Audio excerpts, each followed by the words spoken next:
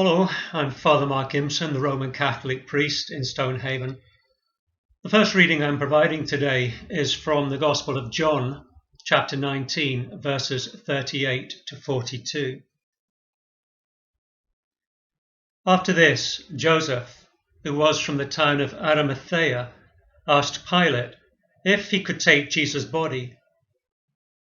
Joseph was a follower of Jesus, but in secret, because he was afraid of the Jewish authorities. Pilate told him he could have the body, so Joseph went and took it away.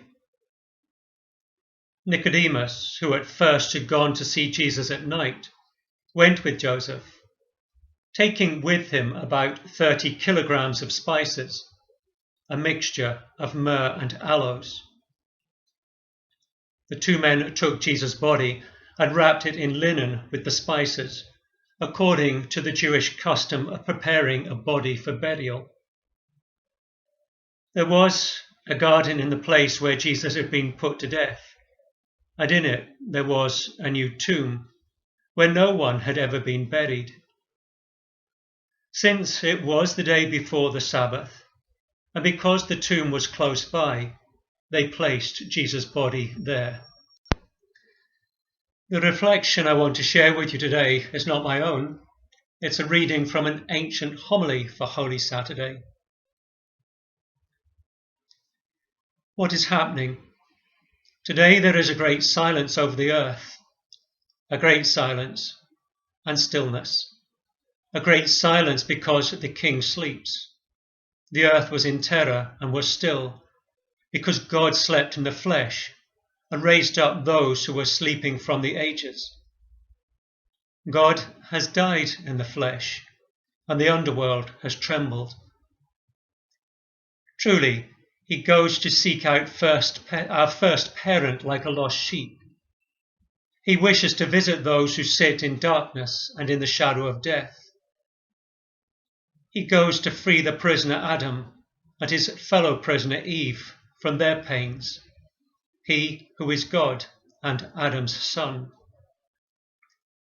The Lord goes into them, holding his victorious weapon, his cross. When Adam, the first created man, sees him, he strikes his breast in terror and calls out to all, "My Lord be with you all." And Christ, in reply to Adam, says, "And with your spirit." And grasping his hand, he raises him up, saying, "Awake, O sleeper, and arise from the dead, and Christ shall give you light."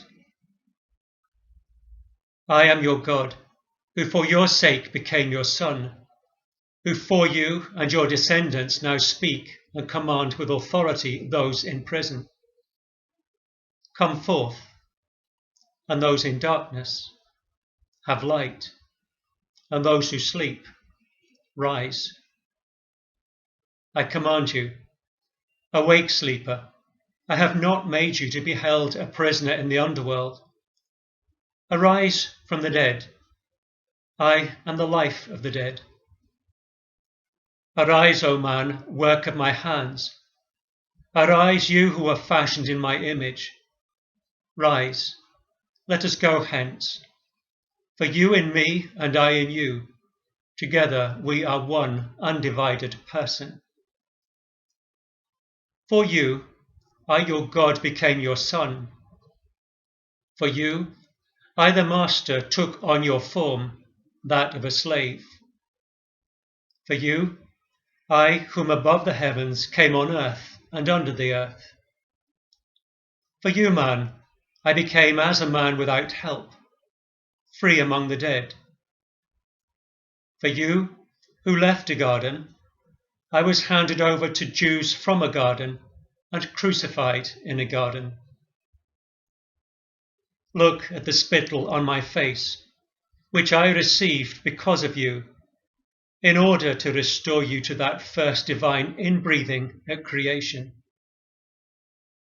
See the blows on my cheeks, which I accepted in order to refashion your distorted form to my own image. See the scourging of my back, which I accepted in order to disperse the load of your sins, which was laid upon your back. See my hands, nailed to the tree for a good purpose, for you who stretched out your hand to the tree for an evil one. I slept on the cross, and a sword pierced my side, for you who slept in paradise and brought forth Eve from your side. My side healed the pain of your side. My sleep will release you from your sleep in Hades. My sword has checked the sword which was turned against you. But arise, let us go hence. The enemy brought you out of the land of paradise. I will reinstate you, no longer in paradise, but on the throne of heaven. I denied you the tree of life, which was a figure. But now I myself am united to you, I who am life. I posted the cherubim to guard you as they would slaves. Now I make the cherubim worship you as they would God. The cherubim throne has been prepared. The bearers are ready and waiting. The bridal chamber is in order. The food is provided. The everlasting houses and rooms are in readiness. The treasures of good things have been opened. The kingdom of heaven has been prepared for you before the ages.